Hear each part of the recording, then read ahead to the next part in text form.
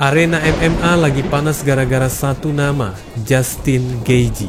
Si petarung gila yang selama ini jadi favorit para fans UFC, tiba-tiba bikin dunia heboh dengan satu ancaman besar. Dia bilang, kalau UFC nggak kasih dia pertarungan gelar melawan Ilia Topuria, dia siap gantung sarung tangan. Nggak ada basa-basi, nggak ada bahasa manis. Ini bukan sekadar rumor iseng. Ini keluar langsung setelah dia berhasil ngebuktiin kalau dirinya masih hidup di puncak persaingan kelas ringan. Gaethje datang dengan modal 3 kemenangan dari 4 pertarungan terakhir. Salah satunya yang paling bikin sorotan adalah duel brutal lawan Rafael Fiziev di UFC 313. Malam itu dia hampir bikin Fiziev remuk, nunjukin kalau dirinya belum habis. Itu jadi bukti kalau dia masih punya daya ledak buat main di level tertinggi. Makanya ketika kabar keluar bahwa dia pengen duel sama Topuria, banyak yang mikir, ya wajar. Gaethje bukan petarung yang suka main aman. Dia nggak pengen fight asal-asalan cuma buat isi jadwal. Dia mau pertarungan besar.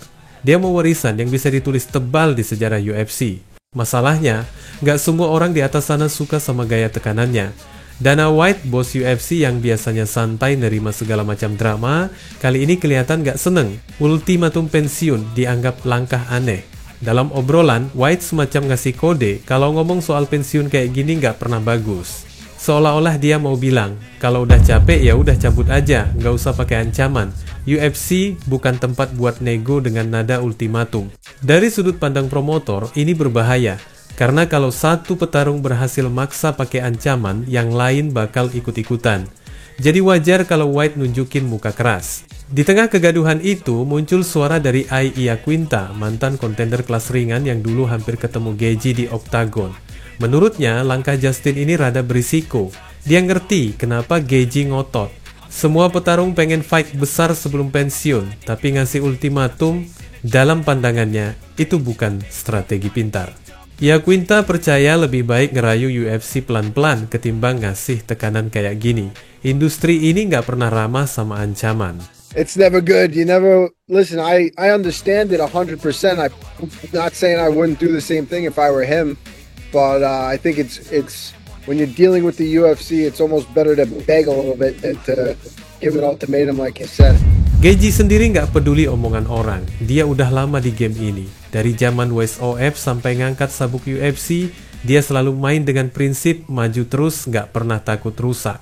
Petarung 35 tahun ini udah kasih semua buat olahraga. Dia pernah ngerasain manisnya emas waktu nyabet interim title di UFC 249 lawan Tony Ferguson. Malam itu gila.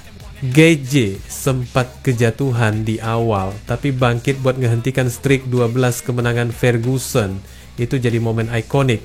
Semua orang tahu, Justin bukan petarung biasa, dia gladiator modern. Sekarang teman-teman, tinggal satu pertanyaan, apakah UFC mau kasih dia apa yang dia mau?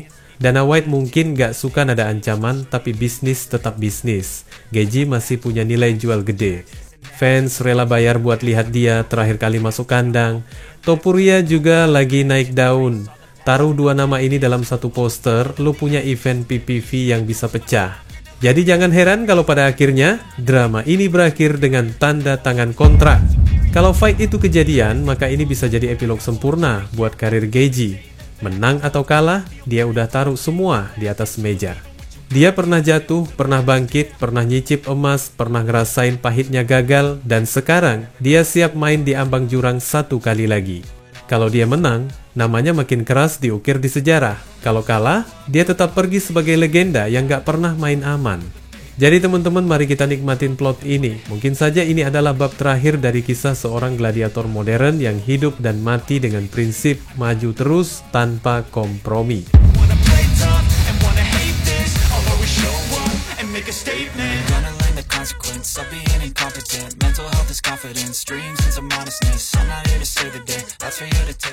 Arena UFC bakalan pecah teman-teman. Las Vegas akan berubah jadi panggung untuk duel maut yang bikin jantung pecah. Magomed Ankalaev versus Alex Pereira, rematch paling ditunggu sepanjang sejarah kelas berat ringan. Semua mata nempel di oktagon, semua taruhan udah ditutup, dan semua analis nahan napas. Pereira datang dengan dendam, berharap bisa balikin sabuk yang pernah lepas dari pinggangnya.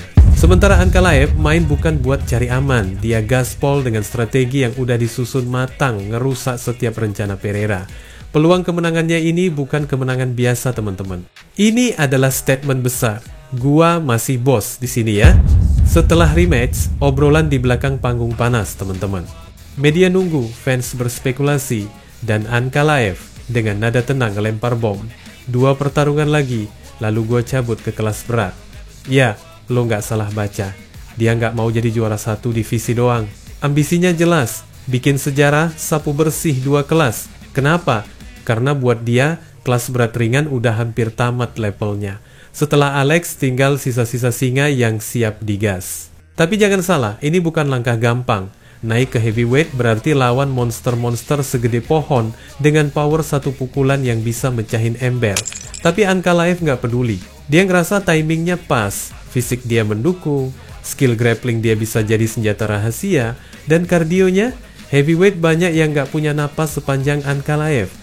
Tapi sebelum lompat ke lahan para raksasa, Ankalaev punya PR. Divisi ini nggak sepi ancaman, teman-teman. Nama-nama kayak Jiri Prochaska masih gentayangan dengan gaya fight barbar, unpredictable, dan selalu jadi mimpi buruk buat siapapun. Lalu ada Khalil Rountree, striker ganas dengan power brutal. Jadi rencana Ankalaev sederhana tapi brutal. Beberapa orang setelah Pereira bikin clear path lalu tancap gas ke kelas berat. Kalau dia berhasil, legasinya bisa meledak. Fans bakal ingat dia bukan cuma sebagai juara, tapi petarung yang punya nyali buat keluar dari zona nyaman.